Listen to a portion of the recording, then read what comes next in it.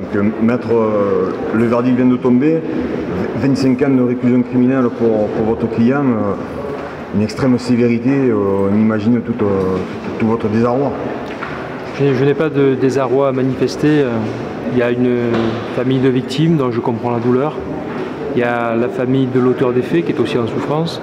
Il faut bien comprendre qu'une enceinte de justice, une cour d'assises, ce n'est pas un match où il y a un gagnant et un perdant.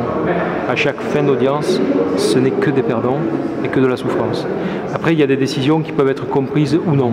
Quelle que soit la décision, ça ne ramènera jamais la victime. Je crois qu'aujourd'hui, l'audience a eu le mérite de permettre à mon client, qui était enfermé dans un bunker d'incompréhension, une incapacité totale à s'exprimer, un déficit d'analyse évidente. Je crois que ça paraît incroyable à dire, mais la justice et les sanctions lui ont davantage apporté que son enfance. C'est un garçon que je connais maintenant depuis 3 ans, c'est un garçon qui a évolué. L'audience lui a beaucoup apporté. Nous faisons appel ce soir parce que nous estimons que la peine n'est pas adaptée. 25 ans pour un dossier pareil, qu'est-ce que vous ferez au même dossier avec la volonté de torturer d'autres personnes? Imaginez qu'à ce dossier-là, vous rajoutiez l'intention de torturer. Imaginez que vous rajoutiez la perversion d'un crime encore plus odieux. Qu'est-ce qui reste au-dessus de ces mesures? Voilà, je crois que le débat sur le quantum de la peine s'impose.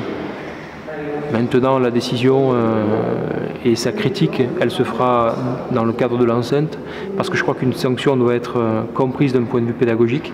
Et là, aujourd'hui, elle manque de lisibilité. Donc nous demanderons en appel plus d'explications et nous souhaitons une décision plus lisible. Maintenant, j'espère que mon client va continuer à progresser. J'espère qu'à la prochaine audience, il pourra s'expliquer et donner encore plus à ce que les victimes attendent, encore plus de vérité. C'est justement un peu ce qui a manqué dans ce procès. Sur certains points, il y a eu vraiment peu d'explications.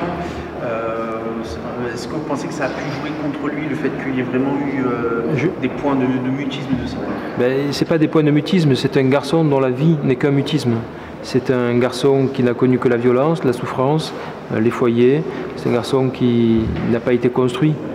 C'est un garçon qui se construit au gré des audiences et je l'ai vu évoluer en 3 jours. J'ai obtenu difficilement qu'il s'exprime et sa dernière pensée était pour une petite fille qui ne reverra jamais son papa. Je crois que même la famille des parties civiles est en droit d'attendre plus d'une audience. La prestation de mon client n'était pas à la hauteur des attentes qu'on peut légitimement avoir et j'espère que la prochaine audience portera son cortège de révélations et d'informations nécessaires à apaiser les victimes et à lui permettre à lui d'évoluer. Mais encore une fois, je le répète, dans une enceinte de justice, il y a rarement des gagnants. Pourtant, vous avez tout fait, maître. Le premier jour, votre client a nié totalement son implication et par vos questions, le deuxième jour, vous l'avez débloqué, il a réussi à avouer ce qu'il avait fait. Et bon, il a fallu être violent. Voilà. Il a fallu être violent avec lui, il a été violent avec lui-même.